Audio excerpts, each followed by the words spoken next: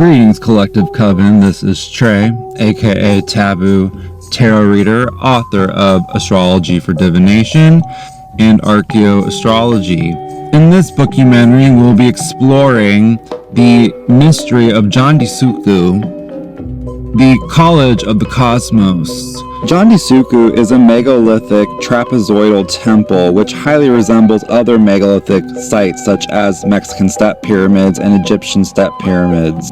I've had the great personal privilege to visit Sukuh myself, and Indonesia is a magical place with many smoking gun ancient megalithic sites, statues that were made famous in Graham Hancock's Ancient Apocalypse series on Netflix. Check it out.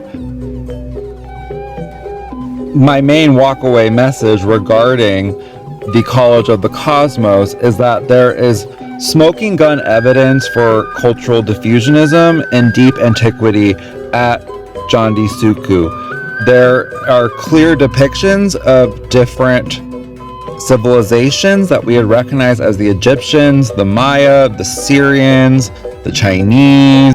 In addition, there's depictions of humans with elongated skulls all over Sukuh, which highly resemble depictions of elongated skulls in ancient Egypt, ancient Peru, and all over the ancient world. So who truly built this pyramid?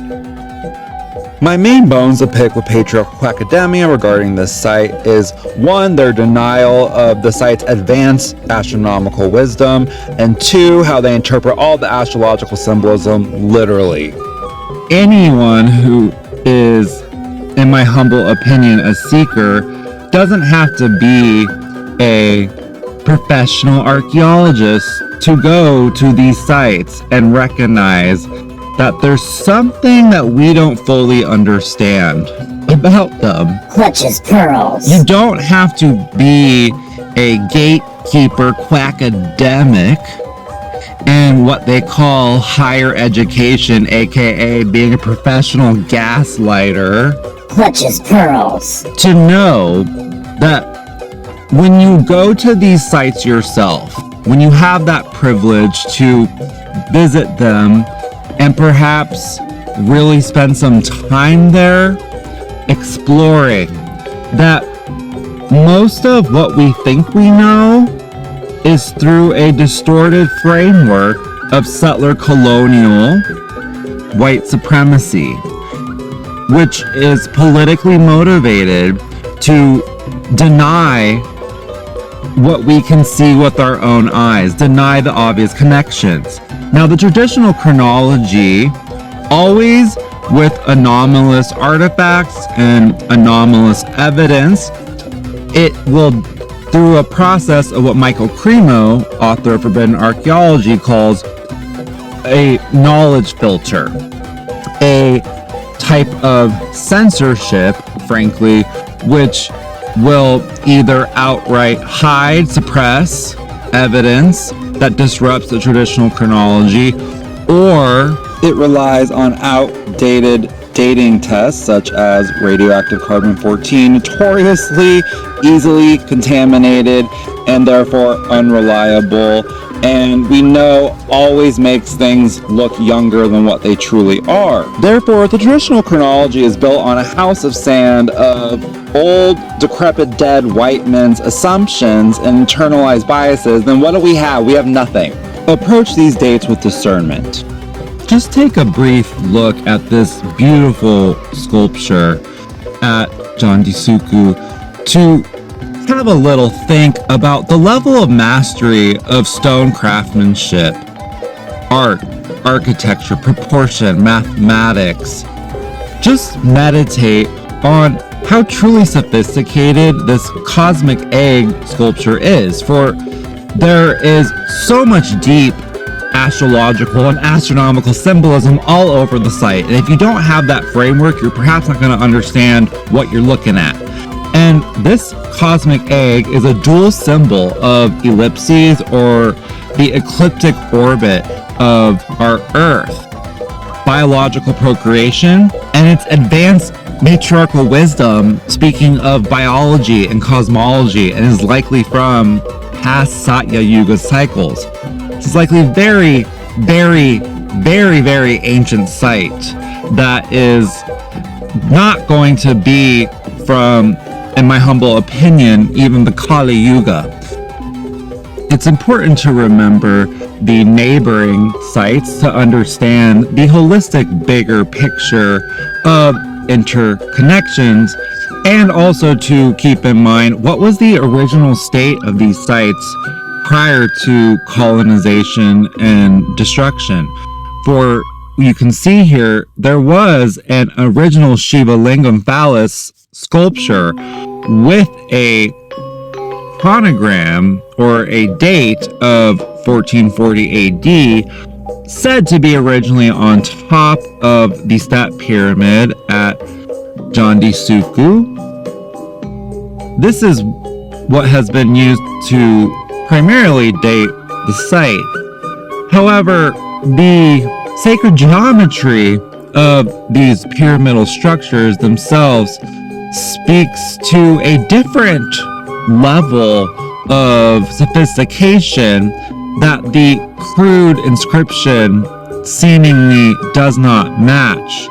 We must always keep in mind with these ancient sites the layers of cultural renovations, that these sites were being renovated most likely over thousands and thousands of years by various different cultures. There's layers to these sites. There are inherent technological paradoxes always at these sites. In my humble opinion, it's always a general pattern that crude inscriptions on mind-blowing megalithic sites were not written or carved by the original master builders.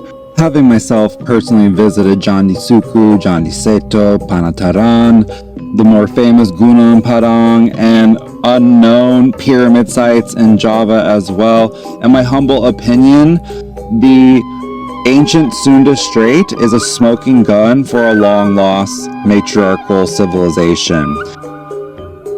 Let's dive deeper into the Archaeo-Astronomy of Candi Sukuh, referencing a paper in this journal, The Growth and Development of Astronomy and Astrophysics in India and the Asia-Pacific region from 2016.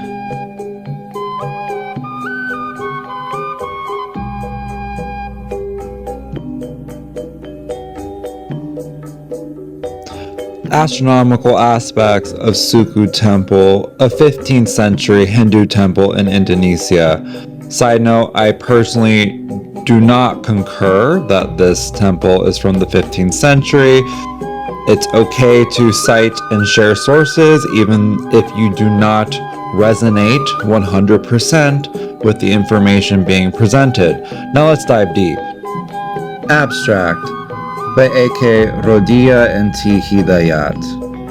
Sukuh Temple is a Hindu temple located in Karanganyar, Central Java, Indonesia, and was built in the 15th century CE during the Majapahit Kingdom, but after the fall of the Majapahit, when the influence of Hinduism had started to weaken and the Islamic Kingdom of Demak had begun to rise. This west-facing temple has 3 gates. In the first gate, there is a relief of a linga and yoni, aka phallus and vagina, as a symbol of fertility. There's also a relief that refers to the year 1359 in the Sukuh calendar, which corresponds to CE 1437 in the Gregorian calendar. The second gate has a relief that refers to the year of 1378 Sukuh, aka 1456 CE. Beyond the third gate was the main building, which was shaped like a truncated pyramid. It is possible that the buildings at Sukuh Temple were aligned with the sun, as declination measurements of celestial objects above the temple indicate this. Now, dearly beloved, I'll let you finish reading the introduction at your own pace and leisure. Quick mindful reminder, always be discerning with dates, especially in the context of current geopolitics. These are clearly Hindu Indian scientists.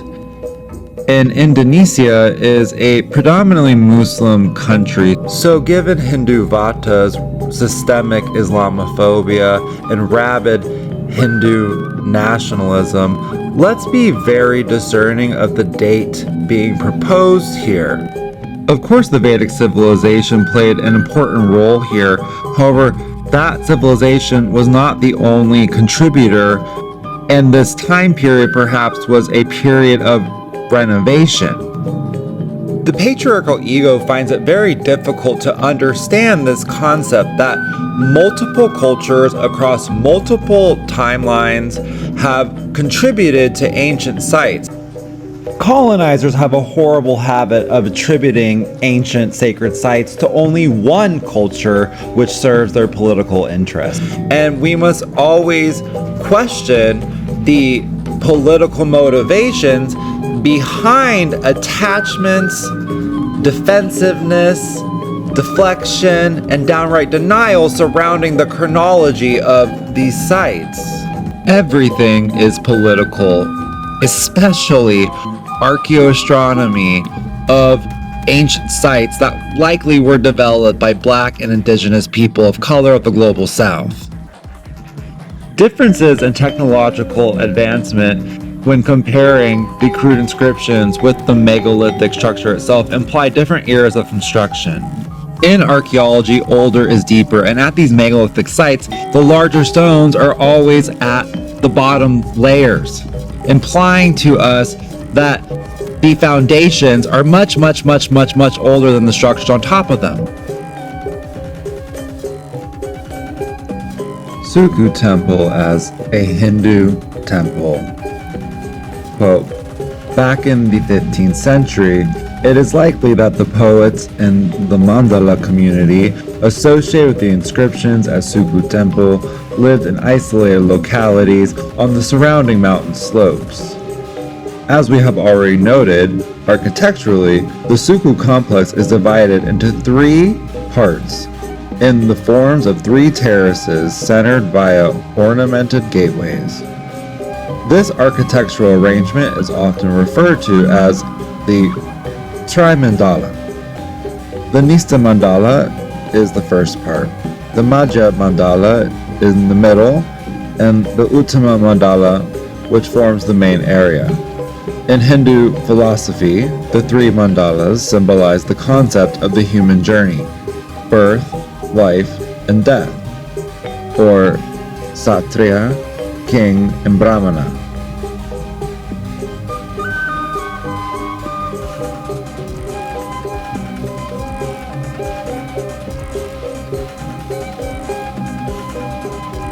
The orientation of Sukuh Temple, a brief archaeo-astronomical investigation. In archaeoastronomy, we can investigate the basic relationship between the movement of certain celestial objects and the design and construction of a building or astronomical site. Thus, we consider a system of celestial coordinates, the correct positions of selected celestial bodies at particular times, and the movement of these celestial bodies with the passage of time. With the help of Google Earth, the orientation of Sukuh Temple could be determined, and it was found to be aligned east-west, while readings taken with a prismatic compass showed that the three terrace gates face due west. We then used Google Earth to simulate the position of the Sun on 20th of March 2016 at the vernal equinox, and on the 22nd of September 2016 at the autumn equinox, as seen by an observer at Sukuh Temple. At sunrise on the 20th of March, obviously the sun rose due east, and at sunset on the same day it set due west. In fact, the precise times of the vernal and autumnal equinoxes vary each year and can occur on the 20th or 21st of March and on the 22nd or 23rd of September, respectively. The western orientation of Sukuh Temple is interesting given Degrud's 2009 finding that earlier Central Javanese temples were oriented either east or west in the ratio of 5 to 7, even though Indian architectural traditions demanded that most Hindu temples face to the east. However, Indian Hindu temples dedicated to Shiva were the exception in that they tended to face west. And Degru also noticed that the early Javanese temples that were not associated with local settlements and wet rice cultivation, but had mainly ritual functions, also tended to be oriented towards the west. Even though it dated much later, we should note that Sukuh Temple also was dedicated to Shiva and appeared to serve as a ritual center for ascetics. So in this regard, its Western orientation is understandable. Figure 15, a diagram showing the motion of the sun along the ecliptic in the course of a year. Figure 16, the prismatic compass reading showing the western orientation of the Sukuh Temple terraces. Side note, this orientation is important because the authors are essentially claiming here that even though temples in central Java share the same east-west orientation, and it goes against the Hindu standard that, oh, well, the one exception is Shiva temple, so it must be Shiva temple. Yes, there's Shiva lingams and elephants at the site, but there's also a lot of art that does not resemble Vedic Shiva iconography. Concluding remarks. Sukuh Temple is a distinctive and well-preserved three-terrace Hindu temple located at Karanganyar in central Java. It has a rich assemblage of inscriptions and carved relief figures that are variously dated to CE 1437, 1441, 1442, and 1456, demonstrating that construction took place during the mid-15th century. It is also clear that the designers of Sukuh Temple were familiar with the four main cardinal directions, and they oriented the temple east-west in order to accommodate rising and setting positions of the sun during the equinoxes. Therefore, despite being problematic, this paper still illuminates some of Candi Sukuh's hidden astronomical wisdom. You can see here in the middle two images, figure 18, the simulation using Google Earth of sunset on the 20th of March 2016 as seen from Sukuh Temple to get a good idea of the precise viewpoint that was perhaps the main guiding intention behind the construction of this megalithic temple itself. With this expanded awareness that archaeoastronomy provides about the advanced astronomical wisdom encoded in the architecture itself, perhaps then it's a safe assumption to say that megalithic temples and pyramids like Candi Sukuh from the ancient world were multifunctional in purpose. Perhaps Candi Sukuh was an ancient university, observatory, in addition to a temple, and perhaps many, many, many more things that are in the realm of our blind spots. The toxic male gaze is a blockage at sacred sites from perceiving the truth of what these places really are, what they mean, who built them, and why. Patriarchal quackademics and the OG supremacist archaeologists lack curiosity of the soul because they have a deep disdain for truth when their entire paradigm, career, and relevance is built on a house of sand of false narratives. Only a fragile male control freak egomaniac would waltz into these sacred sites and lack any curiosity about the mystery of it all. Let's now dive deeper into the evidence supporting the theory that Candi Sukuh was an ancient international college of the cosmos. The patriarchal left-brain ego conscious state, which denies the unconscious realms, has a difficult time processing symbolic information and communication because the patriarchal ego is programmed to interpret the symbolism literally when there are multiple layers of implied meaning.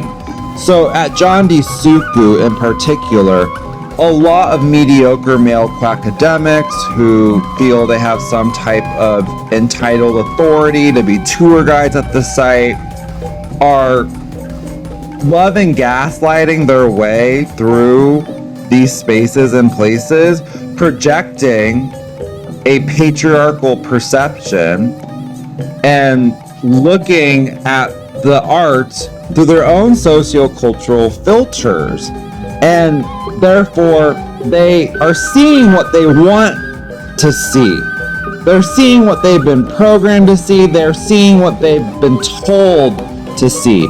They're not actually being present and receiving the true information encoded in the architecture itself and symbolized in the art. So the archetypal storytelling at Candi Sukuh is, repeat, not meant to be interpreted literally. Of course, someone raised in a violent patriarchal death cult would waltz in here and say it's all about war and torture devices. What advanced wisdom is being communicated to us in a way that it's hidden in plain sight, and it is invoking to us perhaps information that was kept secret for thousands and thousands of years and was only revealed to initiates. At Candi Sukuh, there are plaques with barcodes that tourists can scan to get the colonizers' version of history. If you're the type of person who goes to these ancient sites and you believe the patriarchal gaslight, if you believe the colonizer's version of history, if you believe what their propaganda plaques say, then you're already lost because you're not tuning into your intuition as you take your selfies, consciously blocking out the subtle energy phenomenon and the magic of these places.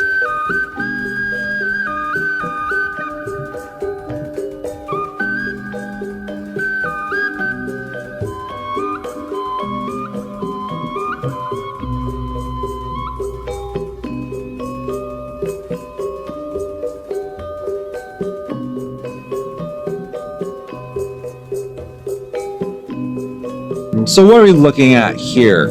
I feel it's important to center Indonesian voices and scientists. This paper, titled The Mystery of Candi Seto and Candi Penataran, implied to us the importance of remembering the other sites' connections to Candi Sukuh when interpreting all of what this means. These other two sites offer a lot of supporting and corroborating evidence for cultural diffusionism between these ancient legacy civilizations that were taught by the patriarchal gaslight were too, quote, primitive, unquote, to have the knowledge to travel and exchange information and wisdom and culture with each other. Often, you find that Black and Indigenous scientists of color are shut out of white scientific spaces, and science is not immune from racism. Science certainly has never been an objective group of humans. Science has a ruse of objectivity, and its shadow is white supremacy stemming from settler colonial narratives. So this body of work is very, very, very disruptive to that paradigm. And people, even in the New Age, New Cage media circles, they're desperate to have what we call Atlantis and Lemuria be in the sphere of Eurocentrism. And the fact that Indonesia fits all of Plato's points in the story about Atlantis often goes ignored. And in my humble opinion, that's because people don't want Atlantis central hub to be in Asia, or even possibly Africa, such as Egypt, another legacy civilization, or even in the Americas, such as the Olmec civilization. People who call themselves objective scientists are fundamentally committed to a lie that civilization was started by the Greeks. Candi Sukuh shows a convergence of all these legacy civilizations. They are represented at the site. So I'll let you look at the images yourself to make up your own mind and let the images speak for themselves to you.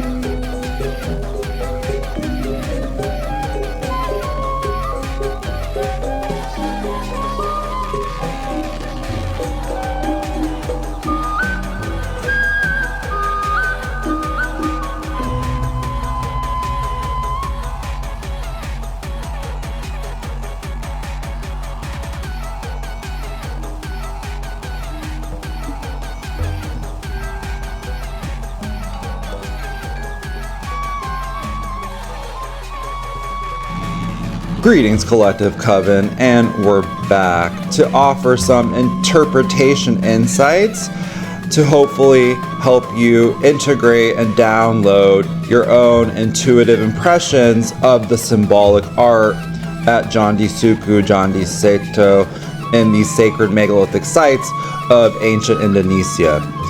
So in my humble opinion, a lot of people get misguided and misdirected at ancient megalithic sites because we walk into these places with a very low level of awareness and reverence for their sacredness and antiquity.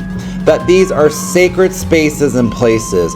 And therefore, when you enter that sacred space and you have no framework to understand that where you are in that moment is perhaps of deep antiquity, is a very, very ancient structure, then you're not going to have the conscious capacity to tune in and feel what that sacredness means on the subtle energetic level.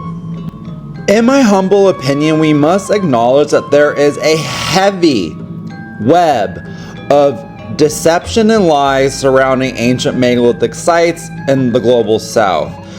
We have systemically been lied to by educational institutions of the global north. Clutches pearls. Until you can consciously confront that cold, harsh Saturn truth bomb, then you're not going to be able to integrate the hidden shadow power dynamics that are always behind megalithic ancient sites. And those shadow power dynamics relate to protecting the settler colonial chronology at all cost. Deny the site's true antiquity and likely high-level technology. And 3, the current oppression of Black and Indigenous people of color whose ancestors likely built these megalithic sites. Clutches pearls. Perhaps these ancient megalithic sites like Candi Sukuh are remnants of a long lost matriarchal civilization, perhaps the third party hypothesis, maritime mother culture.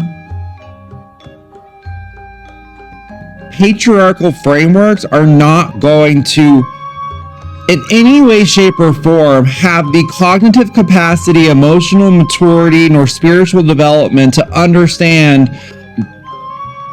artifacts, relics, and legacies that a matriarchal civilization left behind.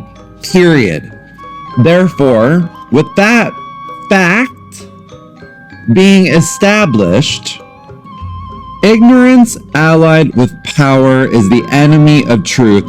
And in the words of Dr. Carmen Bolter, the greatest root flaw of patriarchy is that truth is an option, and patriarchy is devoted to erasing any evidence other than its own existence in archaeology.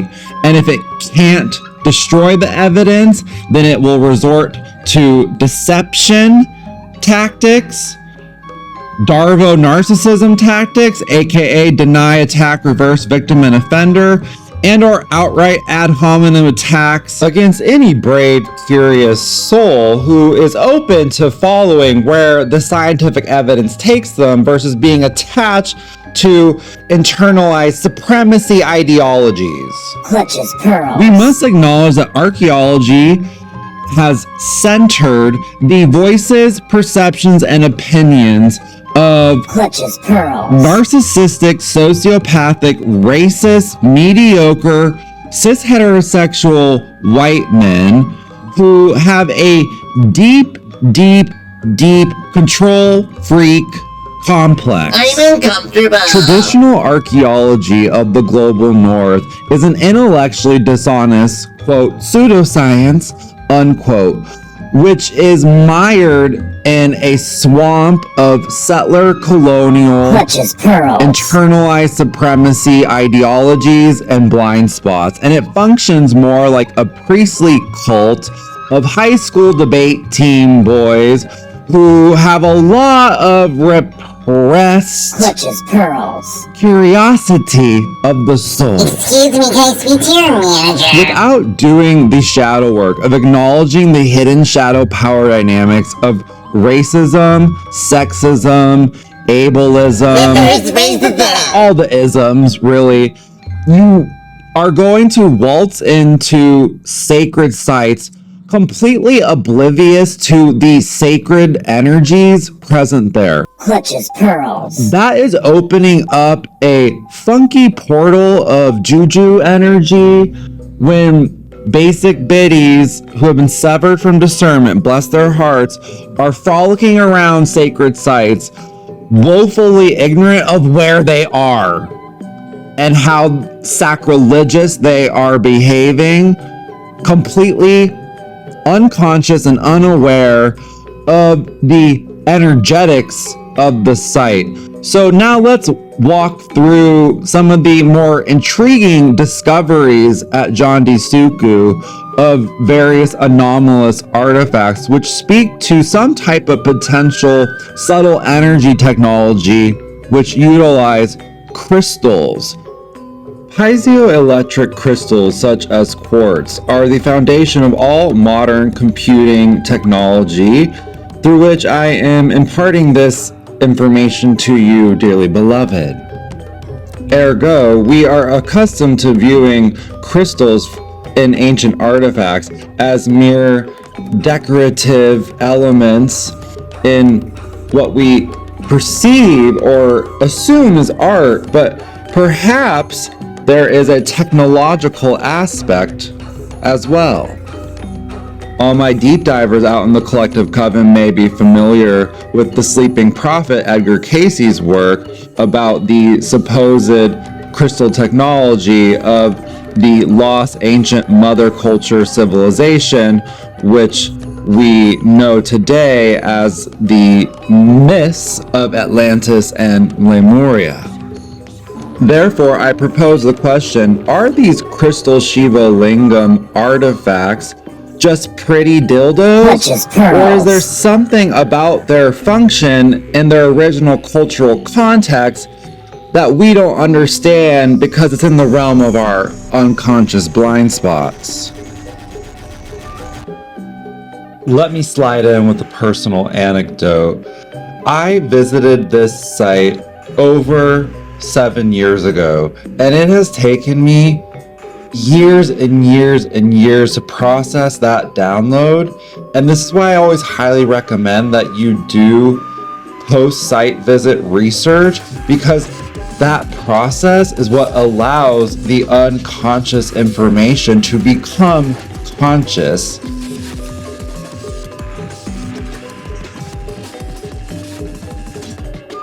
So what are we looking at here? Is this perhaps another Shiva Lingam stone? Or is there multiple layers of implied meaning and different subtle cues, a symbolic language that we have no framework of understanding because we were not raised in this culture?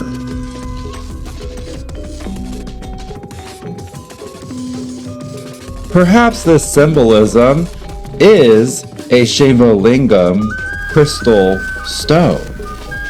And perhaps it is also true, yes, and that this is symbolically communicating to us the concept of downloading psychic information. Anyone who's worked with the Shiva Lingam stone knows it is a powerful subtle energy technology. In my humble opinion, dearly beloved, biology mirrors cosmology, and we must acknowledge that symbols of procreation also have cosmological implied meaning. On one level, these artifacts are invoking yogic tantric erotic techniques. Yes, and on a deeper level, this is invoking the deep matriarchal wisdom that biology mirrors cosmology, the mere principle, polarity between the yin and the yang, as above, so below, as within, so without, the mere principle that is inherent in the polarity of creation and destruction. Sex and death. Is that a BDSM sadomasochist device or an ancient war machine? What's going on here? Because this is one of the most mysterious pieces of symbolic art at Candi Sukuh, which any of my deep divers out in Collective Coven may have already realized highly resembles the famed Ark of the Covenant.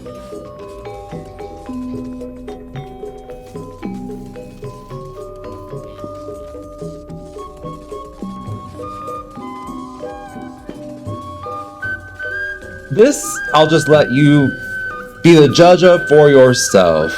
What is going on here?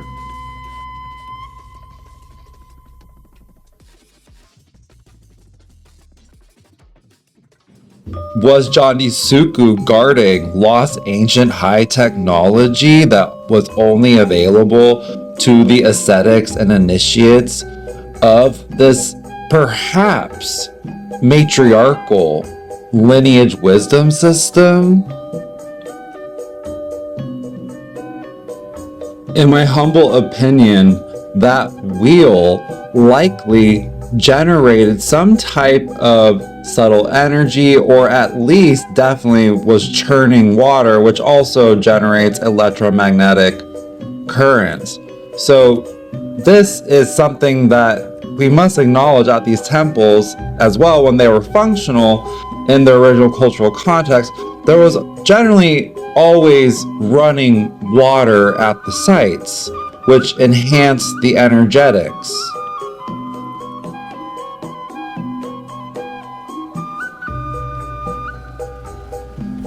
In conclusion, it is hopefully obvious at this point, if you're still tuning in, thank you so much, dearly beloved, that Candi Sukuh, like many other mysterious megalithic ancient sites all over this little rock we call Earth, Pachamama, has many secrets yet to still reveal to those who are willing to actively listen to what she has to say.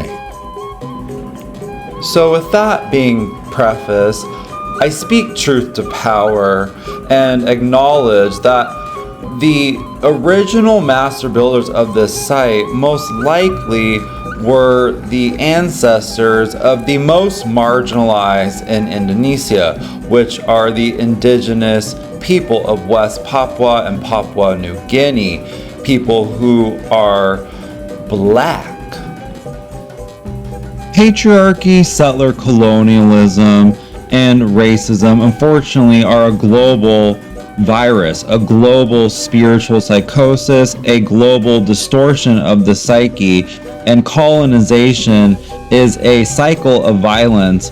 The first wave of colonization was Islamic. Then, Indonesia was violently colonized by the Dutch, one of the most brutal settler colonial European empires. That tainted legacy of Euro hegemony still exists in Indonesia today, so there's multiple layers of colonization to unpack. Modern capitalism doesn't allow people to process ancestral trauma, and that's how the colonized can become colonizers. We must acknowledge in a modern colonized world that the ancient world was a very different place, and when you go and visit these ancient megalithic sites, the people who are the dominant culture, the majority ethnic group, in these modern countries are not the same people, most likely descended from the original master builders. And in my humble opinion, it's a general pattern that I've observed. The most marginalized minority groups in any country, which are often the indigenous people, it is their ancestors who are the most probable candidates for the cultures who manifested these mind-blowing megalithic sites. And just because white people couldn't do it doesn't mean it was aliens.